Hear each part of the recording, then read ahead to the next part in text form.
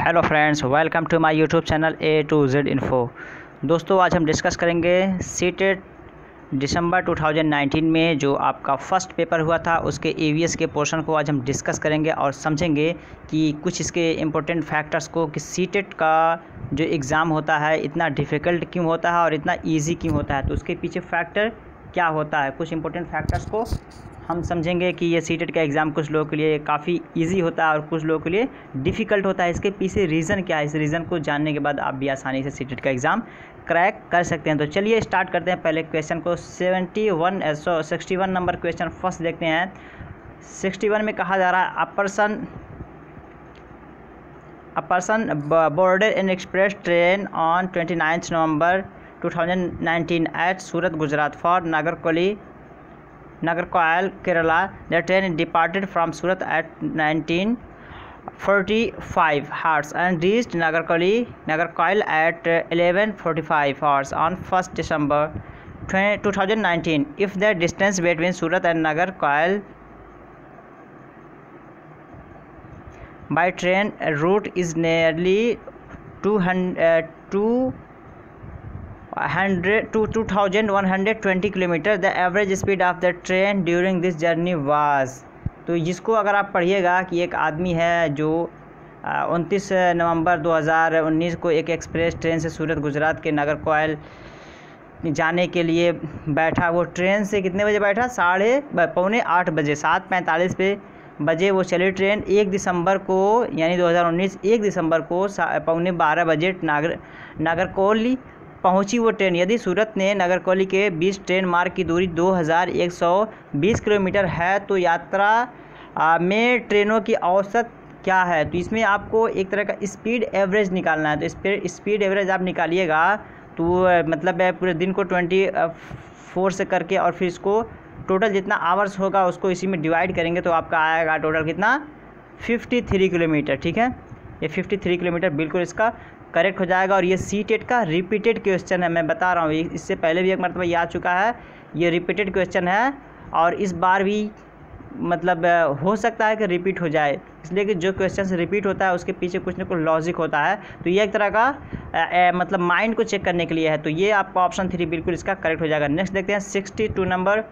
62 में कहा जा रहा है विच one of the following is weight lifter of international fame. निम्नलिखित में से कौन अंतर्राष्ट्रीय ख्याति प्राप्त वेट लिफ्टर हैं? कि इसमें से कौन सा एक है जो इंटरनेशनल वेट लिफ्टर, ठीक है, वेट लिफ्टर मतलब वज़न उठाने वाली, कौन है? सुनीता विलियम्स, बचेंद्री पाल, सूर्यमानी, कर्णम मल्लेश्वरी। तो क्या होगा इसका करेक्ट आंसर? 62 का करेक्ट आंसर बिल्कुल कर्णम मल्लेश्वरी है। और आप लोग भी इसे मॉडल टेस्ट के तौर पे अपने आंसर्स कर सकते हैं, इसलिए कि सीटेट की प्रिपरेशन आपकी स्टार्ट भी यहीं से होती है कि आप पहले सीटेट के प्रीवियस पेपर को देखें, उसे सॉल्व करें, आप कितने पॉसिबिलिटीज़ तक उसको सॉल्व कर ले रहे हैं। तो आप भी इस तरह कर सकते हैं, सॉल्व करके अपना अंदाज़ा लगा सकते हैं। नेक्स्ट देखते हैं 63 number. Which one of the following is a group of roots. इनमें से नीचे दिए गए कौन सा एक समूह जड़ों का है? यानी जड़ वाला कौन सा एक समूह इसमें ग्रुप है? Beet root, potato, ginger, carrot, turmeric, ginger, sweet potato, radish और टर्मरिक, कैरेट, बीट रूट या रेडिश। तो 63 का क्या होगा? बिल्कुल ये जो है गाजर है, चुकंदर है, मूली है, ये आपका बिल्कुल करेक्ट आंसर हो जाएगा। हिंदी वाले हिंदी से कर सकते हैं और इंग्लिश वाले इंग्लिश से। तो दोनों मीडियम में मैं क्वेश्चंस कराता हूँ सीटेट का, तो आप लोग को दोनों मीडियम में यहाँ से मदद मिलेगी। 64 नंबर देखते हैं। Desert oak is a tree which is found in. Desert oak एक तरह का मतलब है, रेगिस्तान ओक नाम का एक पेड़ है, पौधा है, उसकी फीचर वो कहाँ पे पाया जाता है? अबू धाबी, ऑस्ट्रेलिया है, डिज़र्ट ऑफ राजस्थान या the desert of United Arab Emirate, ठीक है, यानी अरब में। तो क्या होगा 64 का करेक्ट आंसर? 64 का करेक्ट आंसर जो होगा ऑस्ट्रेलिया में, ठीक है। ये वाटर कंजर्व करता है तो ऑस्ट्रेलिया में पाया जाता है, यही पूछा जा रहा है आपसे, और ये बिल्कुल इसका करेक्ट आंसर हो जाएगा। 64 का option 2 is the right answer. Next देखते हैं 65 नंबर देखते हैं। 65 number. Consider the following statements about Nepenthes, a plant which hunts. एक नेपिथेंस नाम का एक पौधा है और उसको उसकी फ़ीचर क्या है, ठीक है। एक पौधा शिकारी पौधा है, उसकी फ़ीचर क्या है, स्टेटमेंट्स दिए गए हैं कुछ कि उसमें से बताना है कि कौन सा सही स्टेटमेंट है इसमें। This plant is found in Australia, Indonesia and Meghalaya in India. It has a pitcher like shape and the mouth is covered by a leaf. It can trap and eat only small insects.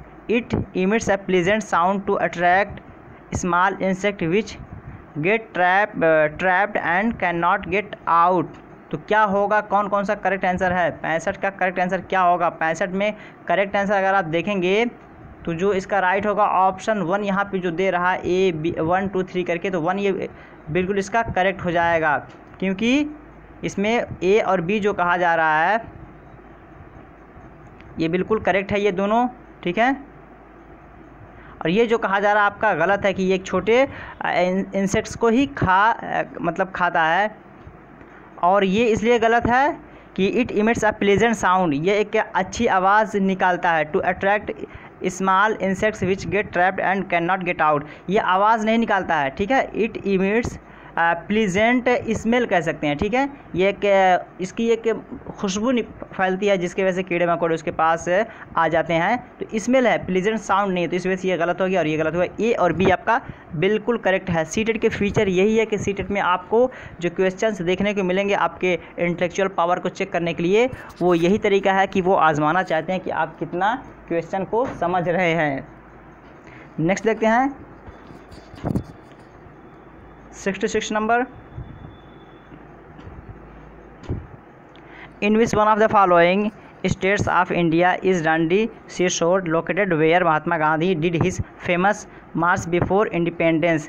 कि ये पूछा जा रहा है कि भारत की आज़ादी से पहले महात्मा गांधी ने जिस दांडी के समुद्र तट तक अपनी प्रसिद्ध यात्रा की थी वो भारत के नीचे दिए गए किस राज्य से स्थित है। यानी दांडी मार्च गांधी जी जो स्टार्ट किए थे वो किस राज्य में आज है वो लोकेशन दांडी मार्च? आंध्र प्रदेश, कर्नाटका, महाराष्ट्र या फिर गुजरात? तो कहाँ पे है? क्लियर है ये कि आपका जो ये है गुजरात में है। तो 66 का ऑप्शन 4 बिल्कुल इसका करेक्ट हो जाएगा कि आपका दांडी मार्च जो हुआ था गुजरात से हुआ था, साहिल समंदर से। नेक्स्ट देखते हैं 67 number. 67 number. High fever with fever which can be treated with the bark of cinchona tree is, मतलब तेज़ बुखार के साथ साथ कपकपी होना और उसका जो इलाज है वो सिंकोना ट्री से होता है। तो ये बीमारी कैसी है कि जिसका इलाज सिंकोना ट्री से हो? टाइफाइड है, मलेरिया है, चिकनगुनिया है या डेंगू है? तो क्या होगा इसका करेक्ट आंसर? इसका करेक्ट आंसर आपका जो करेक्ट होगा वो हो जाएगा बिल्कुल जो है वो मलेरिया है। 67 का जो राइट आंसर होगा ऑप्शन 2 यानी मलेरिया। मलेरिया में जो सिंकोना ट्री के मतलब छाल बार्क होता है उसको पाउडर बना के दिया जाता है पीने के लिए, काफ़ी उसका जो टेस्ट होता है बिटर होता है, ठीक है। सिंकोना ट्री का जो खोज किया था उसका नाम रोनाल्ड रॉस है। ये भी रिपीटेड क्वेश्चन है और उनको क्या नाम है 1902 में उनको नोबेल प्राइज़ भी मिला था इस रिसर्च पे आई थिंक। तो ये आपका ऑप्शन 2 बिल्कुल इसका करेक्ट हो जाएगा। नेक्स्ट देखते हैं 68 number. A doctor is located at X and his hospital is located at Y. There is no straight lane from the doctor's house at the hospital. So the doctor first goes to the A which is 600 meter due east of X, then goes to B which is 450 meter due south of A, then to C which is 120 meter due west of B, and finally reach the hospital at Y which is 90 meter due north of C. With respect to the hospital the correct direction of the doctor's house is। इसमें क्या कहा जा रहा है, ये एक तरह का कह सकते हैं कि ये लोकेशन से पूछ ले रहा है कि ये क्या एक लोकेशन यहाँ पे है और यहाँ पे समझ लीजिए ये डॉक्टर है और उसको अपने अस्पताल जाना है, इसका अस्पताल यहाँ है। तो ये घूमते घूमते घूमते आएगा, तो यहाँ पहुँचेगा तो ये पूछ लेगा कि यहाँ पे डॉक्टर के अस्पताल से हॉस्पिटल जो घर से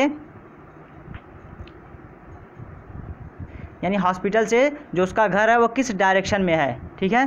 तो ये जो आपका होगा 68 का वो ऑप्शन नॉर्थ वेस्ट बिल्कुल हो जाएगा, ठीक है। उसका अगर आप करेंगे जिस तरह कहा जा रहा है उस तरह कर लीजिए, आसानी से हो जाएगा। ये नॉर्थ वेस्ट आपका बिल्कुल हो जाएगा।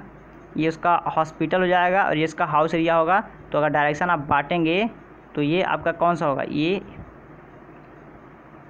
आपका नॉर्थ ईस्ट एरिया आता है ना, ये नॉर्थ ईस्ट है, तो यहाँ पे उसका हॉस्पिटल है, तो नॉर्थ ईस्ट ये बिल्कुल इसका करेक्ट आंसर हो जाएगा।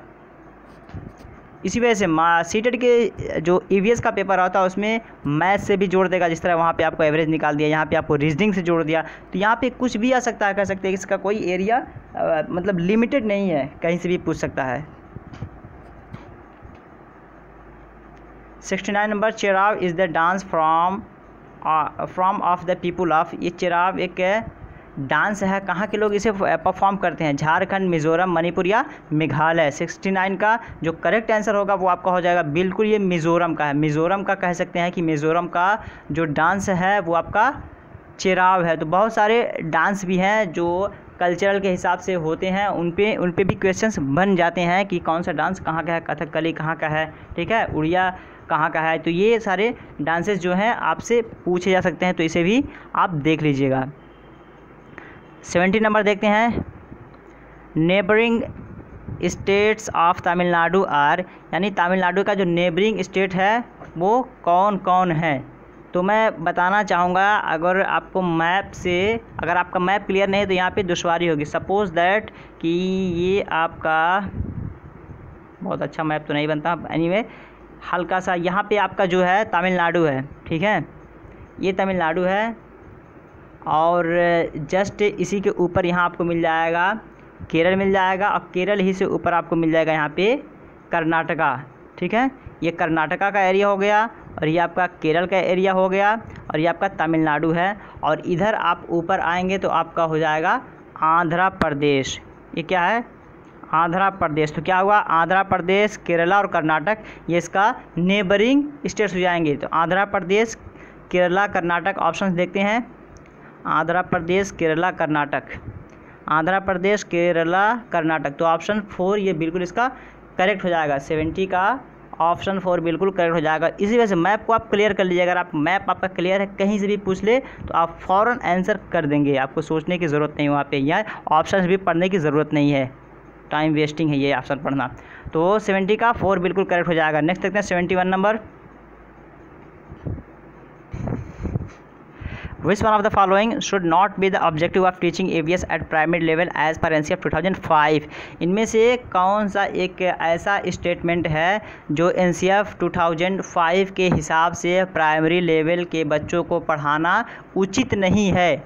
क्या है वो? To nurture the curiosity and creativity of the child, particularly in relation to the natural environment। ये बिल्कुल होना चाहिए, क्योंकि बच्चों के अंदर क्यूरियोसिटी पैदा किया जाए, क्रिएटिविटी पैदा किया जाए, खासकर मतलब उसको नेचुरल एनवायरनमेंट से related. To engage the child in exploratory and hands on activities to acquire basic cognitive and psychomotor skills through observation, classification, inference. तो ये भी होना चाहिए कि बच्चों को एक तरह का मतलब हैंड्स ऑन एक्टिविटीज़ कराया जाए कि बच्चे उससे सीख सकें, अपना साइकोमोटर इस्तेमाल कर सकें और चीज़ों को ऑब्ज़र्व कर सके, ठीक है, क्लासिफिकेशन, इंटरफेरेंस हो सके, एक उनके अंदर खोजबीन करने की सलाहियत पैदा हो सके। 3 में कहा जा रहा है to train children to locate and comprehend relationship between the natural, social and culture environment. ये भी बिल्कुल करेक्ट होगा कि बच्चों को ट्रेन इस तरह कीजिए कि वो नेचुरल जो उनका नेचुरल साइंस है और कल्चर एनवायरनमेंट को दोनों को जोड़ के वो काम कर सके। और 4th में कहा जा रहा है to develop precise quantitative skills among children through understanding of environmental issues. यहाँ पे कहा जा रहा है कि डेवलप क्वांटिटेटिव मतलब पर्यावरण समझ के द्वारा बच्चों में सटीक संख्यात्मक कौशलों का विकास करना। ये बिल्कुल गलत है कि आपको संख्या को बढ़ाना नहीं है, बल्कि उसके अंदर स्किल हाँ, यहाँ पे क्वालिटेटिव अगर होता तो ये ऑप्शन भी सही हो जाता है। यहाँ पे क्वांटिटेटिव का मतलब ये हुआ, एनसीएफ क्या कहता है, एनसीएफ ये कहता है कि हमें हर साल 500 बच्चे ग्रेजुएट नहीं चाहिए, हमें ये चाहिए कि बच्चे कम पढ़ें, क्वालिटेटिव हो, एजुकेटेड हों, समझदार हों, उनके अंदर सोसाइटी रिफॉर्मेशन की सलाहियत डेवलप हो सके। ये एनसीएफ कहता है, क्वालिटी नहीं कहता है। एजुकेशन क्वालिटी से बात करता है, क्वांटिटी से बात नहीं करता है, ठीक है। तो बच्चों को 10,000 भर लेना, आप पढ़ा ही नहीं पाए तो बेकार है। 10 बच्चों को रखिए आप कॉलेज में, स्कूल में, पढ़ाइए, वो एनसीएफ कहता है। इसी के हिसाब से ये आपका बिल्कुल गलत हो जाएगा, ये नहीं चलना चाहिए। तो ऑप्शन 4 यहाँ पे बिल्कुल सही हो जाएगा। NCF EVS for class 3rd to 5 is a subject R which integrates।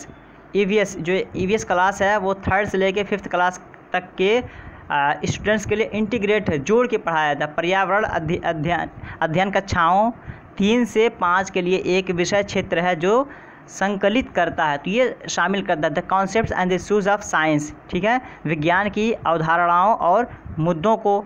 2 में कहा जा रहा है the concepts and issues of science, social studies, environmental education, पर्यावरण, शिक्षा, सामाजिक अध्ययन और विज्ञान की अवधारणाओं और मुद्दों को।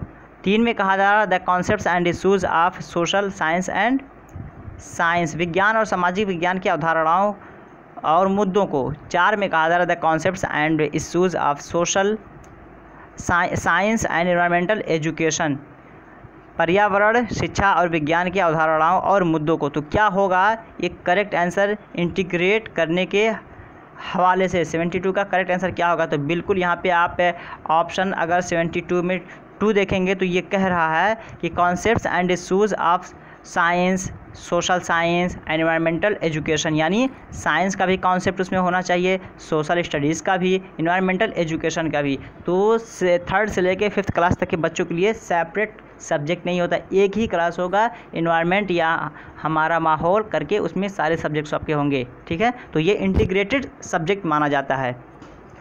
नेक्स्ट देखते हैं 70, तो 72 का ऑप्शन 2 बिल्कुल करेक्ट हो जाएगा। 73 देखते हैं। 73 में कहा जा रहा है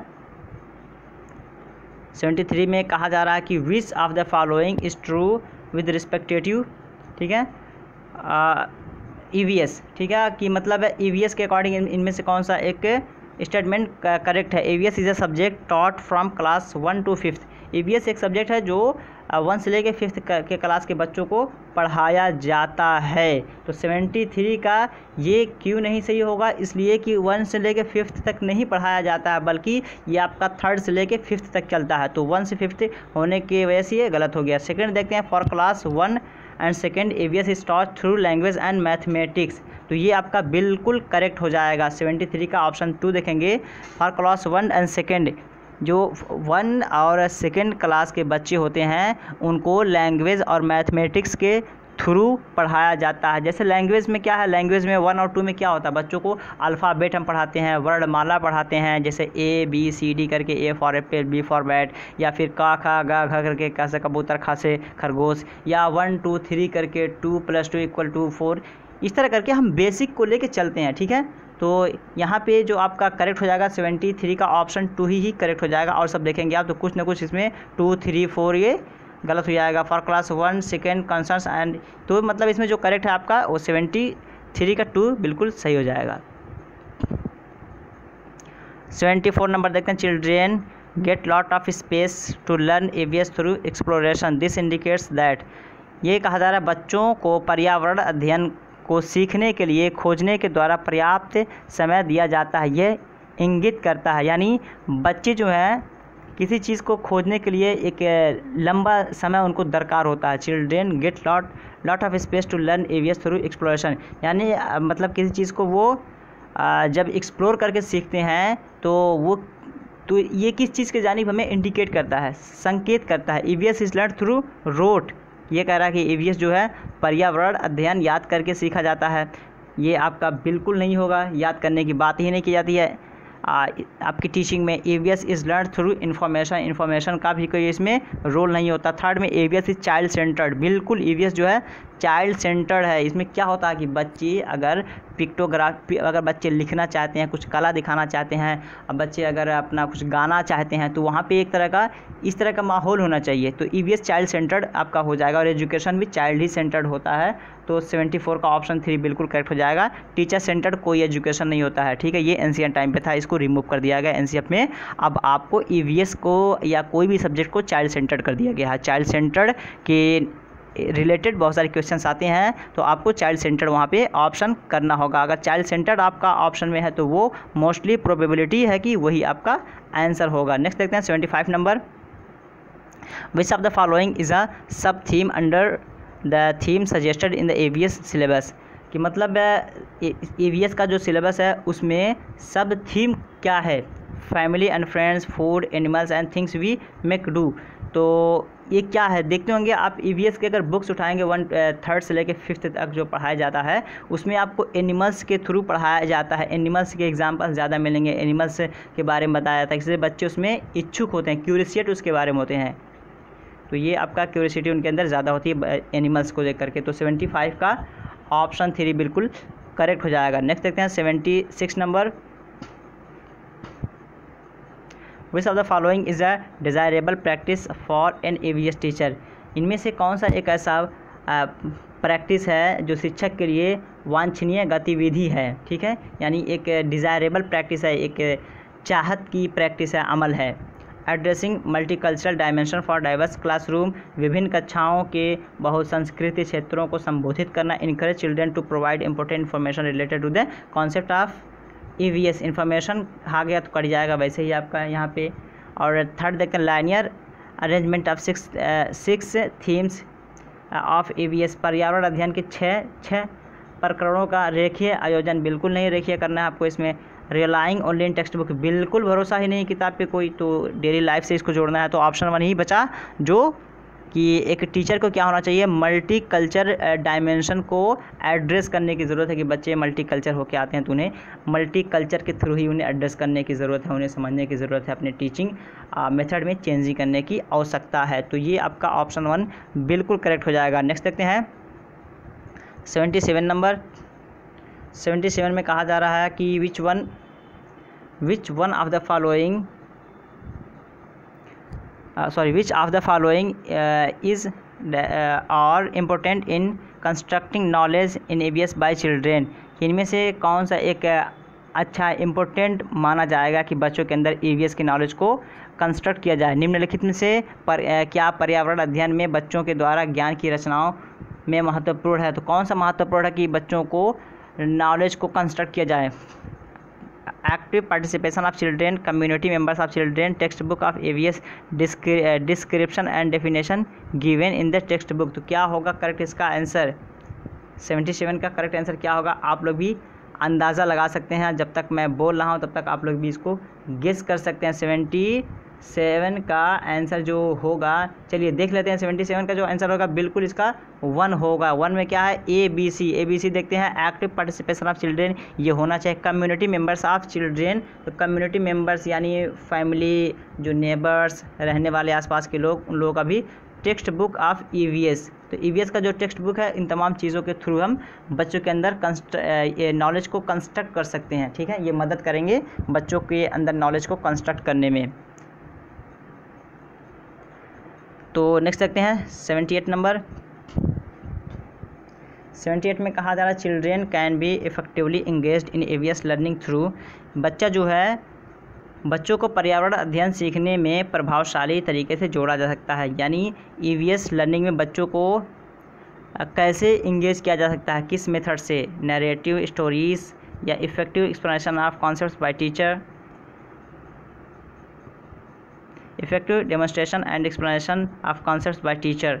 तो 78 का करेक्ट क्या होगा, 78 का करेक्ट जो होगा वो ऑप्शन यहाँ पे जो दिए गए हैं, ऑप्शन 2 यहाँ पे बिल्कुल करेक्ट हो जाएगा। यानी A and B only. A and B देख लेते हैं क्या है। A एंड B में नैरेटिव्स एंड स्टोरीज़। बच्चों को क्या पसंद होता है, बच्चे कहानियाँ सुनना पसंद करते हैं, दूसरे की बातें सुनना पसंद करते हैं। आप छोटे बच्चों को और पढ़ाइएगा तो उनका उतना सेंस काम नहीं करता उस टाइम पे, जितना अच्छा कि वो लोग ध्यान से आपकी कहानी सुनेंगे, आपकी बात सुनेंगे, ठीक है। तो उनका जो उस टाइम पे सेंस होता है वो अपने सेंस से काम करते हैं। तो ये नरेशंस है, स्टोरीज़ को सुनना वो पसंद करते हैं उस टाइम पे। 79 नंबर देखते हैं। Objectives of EVS teacher who encourage his her children to observe animals and make picture on their own, ठीक है। एक पर्यावरण अध्ययन के शिक्षक के द्वारा बच्चों को जानवरों का अवलोकन और उनका चित्र बनाने को प्रेरित करने का उद्देश्य कि एक टीचर है कि बच्चों को जानवरों का पिक्चर दिखा रहा है, ठीक है, जानवरों के पिक्चर्स दिखा के फिर बच्चों को एक मतलब कह रहे हैं, उनको इनकरेज किया जा रहा है कि आप इस पिक्चर को अपने हिसाब से कॉपी में बनाइए, ठीक है। तो क्या बेटर होगा? डेवलप क्रिएटिविटी ऑफ चिल्ड्रेन, कि बच्चों के अंदर एक क्रिएटिविटी है, सृजनात्मकता का विकास करना है। Develop observation and design skills of children, कि बच्चों के अंदर जो है डिज़ाइन स्किल जो है बच्चों में अवलोकन और रचना कौशलों का विकास करना है। स्किल को, डिज़ाइनिंग स्किल को जो है उसको विकास करना है। Develop aesthetic sense of children, बच्चों में सौंदर्यगत संवेदन का विकास करना। तो इसमें क्या करेक्ट होगा 79 में? 79 का जो करेक्ट होगा, जिसमें ऑप्शंस दिए गए हैं, ऑप्शन 4 हो जाएगा, A, B, C। और D क्यों नहीं होगा? इसलिए कि बच्चों में जो यहाँ पे एस्थेटिक सेंस डेवलपमेंट करने के लिए कह रहा है, तो ये डेवलप नहीं करना है। नेक्स्ट देखते हैं 80 number, in EVS learning of crafts and arts while working in groups is encouraged because, पर्यावरण अध्ययन में शिल्प कला और चित्रकला को समूह में करके सीखने पर बल दिया जाता है, क्योंकि पर्यावरण अध्ययन में क्या होता है, शिल्प कला यानी क्राफ्ट्स और आर्ट्स और चित्रकला को ग्रुप में मतलब एक साथ होकर के सीखा जाता है, क्योंकि group learning is easier and very effective strategy for teacher to make the problem of discipline of class. Group learning promotes peer learning, group learning improve social interaction. तो क्या होगा 80 का करेक्ट आंसर? और डी भी दिया हुआ देख लेते हैं। Group learning help in completing the syllabus of EVS in time, तो ये तो किसी वक्त नहीं होगा, डी तो आपका होगा ही नहीं। 80 का जो पहले आंसर देख लेते हैं, 80 का जो आंसर होगा वो आपका हो जाएगा ऑप्शन 3, बी और सी। डी में पहले ही निकाल दिया था, बी और सी। बी और सी में क्या कहा जा रहा है? Group learning promotes peer learning, ठीक है। पीयर लर्निंग में क्या होता है? समूह में सीखना सहपाठी द्वारा सीखने को प्रोत्साहित करता है, बिल्कुल। और सी में कहा जा रहा है group learning improve social interaction, तो समूह में सीखना कक्षा में सामाजिक अंतक्रिया को बेहतर करता है, तो ये सामाजिक इंटरेक्शन बनाता है। तो ये आपका बी और सी बिल्कुल इसका करेक्ट आंसर हो जाएगा। नेक्स्ट देखते हैं 81 नंबर। 81 में कहा जा रहा है which of the following is are the most effective resource of EVS learning, इनमें से कौन सा एक प्रभावित EVS लर्निंग, ठीक है, प्रभावशाली EVS लर्निंग रिसोर्स है, मटेरियल मान सकते हैं। Family members of community, newspaper, classroom. तो 81 का करेक्ट आंसर क्या होगा? 81 का करेक्ट आंसर देखते हैं। तो इसमें जो ऑप्शन दिया गया 1, 2, 3, 4, तो इसके अकॉर्डिंग देखते हैं 81 का तो 3 ये जा रहा है, A, B, C। क्लासरूम नहीं, इसलिए ये क्लासरूम जो है ये एक तरह का इन तमाम चीज़ों को यहाँ पे अच्छे तरीके से समझाया जाता है, लेकिन ये जो इम्पोर्टेंट रोल अदा करते हैं आपके वो फैमिली मेंबर्स हैं, मेंबर्स ऑफ द कम्युनिटी है। न्यूज़पेपर, तो न्यूज़पेपर से आप बहुत कुछ सीख सकते हैं, पूरी दुनिया के नॉलेज को आप गेन कर सकते हैं न्यूज़पेपर से। तो इस वजह से यहाँ से A, B, C जो है बिल्कुल ये करेक्ट आंसर हो जाएगा ऑप्शन 3। 82 नंबर देखते हैं, question number 82, which of the following principle of learning is followed in EVS, यानी EVS के पढ़ाने में कौन सा प्रिंसिपल फॉलो किया गया है? निम्नलिखित सीखने के कौन से सिद्धांत का पर्यावरण अध्ययन में अनुसरण है? Global to local, abstract to concrete, unknown to known, known to unknown. तो ये आपका है बिल्कुल जो होता है 82 का जो करेक्ट होगा 4 हो जाएगा, क्योंकि नोन टू अननोन बच्चों को पहले वो चीज़ दिखाया जो वो जानते हैं, उसके बाद आहिस्ता आहिस्ता उस चीज़ के जाने ले जाइए जो वो नहीं जानते हैं। और अननोन जो होता है ये एक तरह का आपका स्पेशली उसमें काम करता है मैथ पढ़ाने के लिए, ठीक है। और ये ग्लोबल टू लोकल एक तरह का ये हाई टू लो कह सकते हैं, बल्कि बच्चों को लो टू हाई ले जाना है। तो ये इजी टू कॉम्प्लेक्स जाना है, तो नॉन टू अननोन ये आपके लिए आसान है कि ये आसानी से दुश्वारी के जानिब जाना। तो यहाँ पे जो करेक्ट आंसर होगा वो आपका हो जाएगा 82 का option 4। Which of the following is not a tool for formative assessment of learning in EVS, मतलब फॉर्मेटिव असेसमेंट लर्निंग में EVS में जो बच्चे पढ़ा रहे हैं उनमें फॉर्मेटिव असेसमेंट का एक टूल नहीं है। निम्नलिखित में से कौन सा पर्यावरण अध्ययन में सीखने का रचनात्मक आकलन का साधन नहीं है। पोर्टफोलियो है, रेटिंग स्केल है, एनेक्डोटल रिकॉर्ड है, एनुअल अचीवमेंट टेस्ट। 83 का जो करेक्ट आंसर होगा वो हो जाएगा एनुअल अचीवमेंट टेस्ट, वार्षिक उपलब्धि परीक्षण। ये आपका असेसमेंट नहीं है, फॉर्मेटिव असेसमेंट इसे नहीं माना जाता है। नेक्स्ट देखते हैं 84 नंबर। 84 में कहा जा रहा है कि which of the following should be avoided while assessing children in EVS. निम्नलिखित में से किसको पर्यावरण अध्ययन में बच्चों को आकलन में दूर करना चाहिए। यानी बच्चों जब आप बच्चों को असेस कर रहे हैं तो किन चीज़ों को अवॉइड करना चाहिए, यानी नज़रअंदाज करना चाहिए। Judging the answers given by children in terms of right और wrong. Discuss what we have learned given at the end of each chapter of text book of class. Use indicators for assessment, qualitative assessment of the childrens. ये तो होनी चाहिए, ठीक है। Use indicators of assessment, assessment के जो मतलब assessments के जो इंडिकेटर्स हैं या जहाँ जहाँ से बच्चों को बताया जा सकता है उसे भी गौर करने की ज़रूरत है। ये वाला तो होगा ही, बिल्कुल हो जाएगा। कक्षा 5 के एवीएस पाठ्य पुस्तक में प्रत्येक पाठ के अंत में दिए गए आज हमने क्या सीखा पर चर्चा, ये तो होना ही चाहिए, इसे भी नज़रअंदाज नहीं कर सकते हैं। लेकिन यहाँ पे 84 का जो आपका करेक्ट होगा judging the answer given by children in terms of right और रॉन्ग। तो ये बिल्कुल आपका गलत है कि बच्चा सही जवाब दे रहा है या सही गलत जवाब दे रहा है या सही, क्योंकि असेसमेंट में ये नहीं होता है, बल्कि ये देखा जाता है कि बच्चे ने कुछ ना कुछ तो सीखा है। अगर से गलत बोल रहा है, बोलना भी एक तरह का कला है, एक तरह का एजुकेशन है। तो बोलना सीख लिया तो ये भी एजुकेशन सीख लिया। तो ऑप्शन 1 इसका बिल्कुल करेक्ट हो जाएगा। 85 नंबर देखते हैं। A teacher of class 5 conducts an activity in which she asks her children to drop some sugar on the ground and ask them to wait until the ants come. Their children can be given meaningfully learning from this activity if teacher। एक class 5 की teacher हैं, वो बच्चों से कहते हैं कुछ sugar को ग्राउंड पे ज़मीन पे गिरा दो और उसके बाद तब तक इंतज़ार करो जब तक कि वहाँ पे चींटियाँ ना आ जाएं।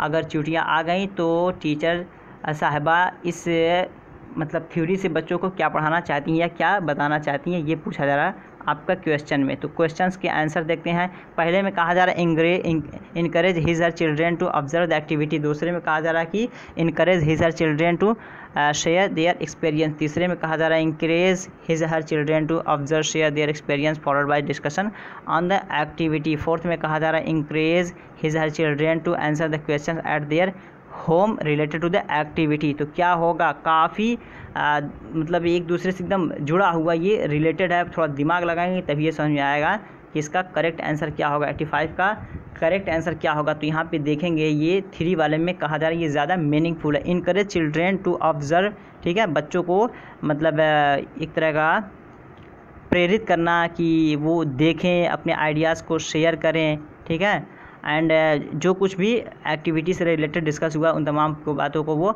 ऑब्जर्व करें, शेयर करें। तो ये आपका 85 का 3 बिल्कुल करेक्ट आंसर हो जाएगा। 86 नंबर देखते हैं। 86 में कहा जा रहा है कंसीडर द फॉलोइंग लिस्ट। इसको देखिए और बताइए। Tortoise, crocodile, crow, duck, fish. कछुआ, घड़ियाल, कौआ, बतख, मछली। इनमें से बताना है कि कौन एक डिफरेंट है। फिश है, क्रो है, क्रोकोडाइल, टर्टोइज। तो ये जो आपका है क्रो है, ये आपका बर्ड है, ठीक है, ये ठीक है। तो ये आपका कौआ जो है ये आपका बर्ड है और ये आपका कह सकते हैं कि ड्राई में रहता है और ये सब एक्वाटिक कह सकते हैं इनको, ठीक है। फिश है, क्रोकोडाइल है, टर्टोइज, ये सब एक्वाटिक होते हैं। तो इस वजह से क्रो जो आपका बिल्कुल ये डिफरेंट हो जाएगा, ओड हो जाएगा एक। 87 नंबर देखते हैं। 87 में कहा जा रहा है कि कॉलम ए बी, यहाँ पे कुछ स्टेट्स हैं और वहाँ की फेमस चीज़ें हैं, उसको देख के आंसर करना है। तो मैं इसका पहले आंसर बता दूँ। 87 का जो राइट आंसर होगा वो हो जाएगा ऑप्शन यहाँ पे 2 देखेंगे तो ये आपका बिल्कुल करेक्ट हो जाएगा। 2 को अब थोड़ा सा हम समझ लेते हैं। अगर इसमें आपको कोई सा भी पता हो तो आंसर आप कर सकते हैं। मैं जिस तरह देख ले रहा हूँ कि ऑप्शन हांगकॉन्ग को पहले मैच कर ले रहा हूँ। हांगकॉन्ग के लोग जो हैं सांप, ठीक है, कुक्ड स्नैक्स वो लोग खाते हैं, ठीक है। और आपका जो गोवा है ये आपका मस्टर्ड ऑयल, हाँ। तो एक को पहले हम 4 से मिला, कोई सा भी अगर आपको याद है तो आप इस तरह मिला के देख सकते हैं। ऑप्शन 2 में कहा जा रहा है ए का बी का ए का 5, बी का 1, ए का 5 और बी का 1, यानी केरला में बॉयल्ड, ठीक है। ये इस तरह करके आप मिला सकते हैं तो आपको सब मिल जाएगा। और जिस तरह दिया हुआ है कि कहाँ क्या है, ये सारे वहाँ के फेमस चीज़ें हैं। तो ऑप्शन यहाँ पे जो हो जाएगा करेक्ट 87 का, वो हो जाएगा ऑप्शन 2। तो ऑप्शन 2 ये बिल्कुल इसका राइट आंसर हो जाएगा। नेक्स्ट देखते हैं 88 number 88 number question. Which one of the following birds species moves it's neck back and fourth with a jerk. मतलब इनमें से कौन सा एक बर्ड्स स्पेसीज़ है, प्रजाति है, जो अपने गर्दन को झटके से घुमाती है, ठीक है, इधर से उधर घुमाती है झटके से। आउल है, क्रो है, बारबेट है, मैना है, उल्लू है, कौआ है, बसंत गौरी है, मैना है। तो क्या होगा करेक्ट आंसर? कुछ लोग इस आउल को आंसर माने थे, लेकिन आउल जो होता है अपने जो नेक को मूव करता है, सॉफ्टली मूव करता है, वो जर्क नहीं करता है, ठीक है। तो जर्क करने का जो फीचर है वो किसमें होता, किसमें है, वो आपका जो है वो मैना में है। तो मैना यहाँ पे करेक्ट हो जाएगा। क्यों? ये बर्ड्स जो हैं अपने गर्दन को क्यों इधर उधर मूव करती हैं? इसलिए कि उनकी जो आइज़ होती हैं, आइज़ फिक्स होती हैं, ठीक है। तो आइज़ वो अपनी घुमा नहीं सकती, इसी वजह से उनको कुछ देखने के लिए अपने गर्दन को मोड़ना पड़ता है। लेकिन यह जर्किंग वाला जो क्वेश्चन पिछली बार आ गया तो काफ़ी लोग कन्फ्यूज हो गए थे। तो यहाँ पे मैना इसका बिल्कुल राइट आंसर है। 89 नंबर देखते हैं। Consider the following description of house. House के बारे में पूछा जा रहा है। In Rajasthan the villagers live in mud house with roofs of thorny bushes. Rajasthan में लोग एक मतलब कह सकते हैं मिट्टी के घरों में रहते हैं, जिनकी छतें एक घास वगैरह की बनी रहती हैं। इन मनाली हिमाचल प्रदेश में houses are made on bamboo pillars. Manali में कहा जा रहा है, जो कि मध्य प्रदेश में, वहाँ की घरें जो हैं बाँस के पिलर पे बना हुआ होता है। इन Leh 2 floors house are made of stones. The ground floor is for animal and for storing necessary things. पहला जो होता है आपका ग्राउंड फ्लोर, यहाँ पे लेह में 2 मंजिला का घर बनाया जाता है, पत्थर के बनाए जाते हैं। पहला ग्राउंड जो होता था वो जानवरों के लिए, दूसरा स्टोरिंग के लिए, ठीक है। और यहाँ पे कौन सा करेक्ट होगा? 89 का करेक्ट आंसर क्या होगा? 89 का करेक्ट आंसर जो होगा, अगर ऑप्शन 3 आप देखेंगे तो ए और सी जो बताया जा रहा है बिल्कुल करेक्ट हो जाएगा, ठीक है। ए और सी करेक्ट होगा। तो बी क्यों नहीं करेक्ट होगा? बी इसलिए नहीं करेक्ट होगा कि इन मनाली जो कहा जा रहा है कि यहाँ पे घरें लोग बनाते हैं जो वो बम्बू पिलर्स का बनाते हैं, तो ये गलत है। सॉरी, 89 3 ए सी जी, ए सी बी यहाँ पे गलत है। 89 का 3 यहाँ पे बिल्कुल सही हो जाएगा। नेक्स्ट देखते हैं 19 नंबर, और ये लास्ट क्वेश्चन होगा आज का। Consider the following statements about elephant. Elephant के बारे में कुछ स्टेटमेंट्स दिए गए हैं, उसको बताना कि कौन सा इसमें करेक्ट है। Elephant don't rest every much, they sleep 2 to 4 hours only in a day. कि जो हाथी बहुत कम आराम करते हैं, वो एक दिन में केवल 2 से 4 घंटा सोते हैं। An adult elephant can eat more than 200 kg of leaves and twigs in a day. एक जवान हाथी जो है एक दिन में 200 kg मतलब पत्तियां और टहनियाँ खा जाते हैं। सी में कहा जा रहा है they love to play with mud and water, the mud keeps their skin cool. वे मतलब कीचड़ में खेलना पसंद करते हैं, इसलिए कि वो कीचड़ उनकी चमड़ियाँ या उनके जिस्म को ठंड रखता है। डी में कहा जा रहा है in elephant herd the oldest female elephant decides everything. Elephant का जो हाथियों का जो झुंड होता है उसमें सबसे उम्रदराज जो महिला होती है, यानी फीमेल हाथी होती है, वो हर चीज़ का फैसला करती है। तो ये 90 का करेक्ट आंसर क्या होगा? 90 का करेक्ट आंसर पहले हम देख लेते हैं। 90 का जो करेक्ट आंसर होगा ऑप्शन 3 यहाँ पे बिल्कुल करेक्ट हो जाएगा। C D A D C भी कह सकते हैं, ठीक है। ए डी सी, ए हो जाएगा सी डी। बी क्यों नहीं? बी इसलिए कि 200 kg वो लोग नहीं खाते हैं। तो ए डी सी जो है बिल्कुल इसका करेक्ट आंसर हो जाएगा। तो 90 का ऑप्शन 3 ये सही हो जाएगा। तो दोस्तों ये कुछ प्रीवियस ईयर क्वेश्चंस थे, और अगर वीडियो अच्छा लगा हो तो वीडियो को लाइक कीजिए, दोस्तों को शेयर कीजिए। और सीटेट से रिलेटेड बहुत सारे प्रीवियस क्वेश्चंस मैंने सॉल्व कर दिए हैं। प्लेलिस्ट में जाके आप सीटेट के नाम से क्वेश्चन देख सकते हैं और अपनी तैयारी अच्छी कर सकते हैं। स्पेशली उर्दू के बहुत सारे प्रीवियस मॉडल टेस्ट पेपर के साथ और प्रीवियस सीटेट के पेपर भी अवेलेबल है, वहाँ से आप अपनी तैयारी अच्छी कर सकते हैं। तो चलिए फिर मिलते हैं नेक्स्ट वीडियो में सीटेट के अगले पेपर के साथ। तब तक के लिए have a nice day, have a good day, that's all, thank you, bye.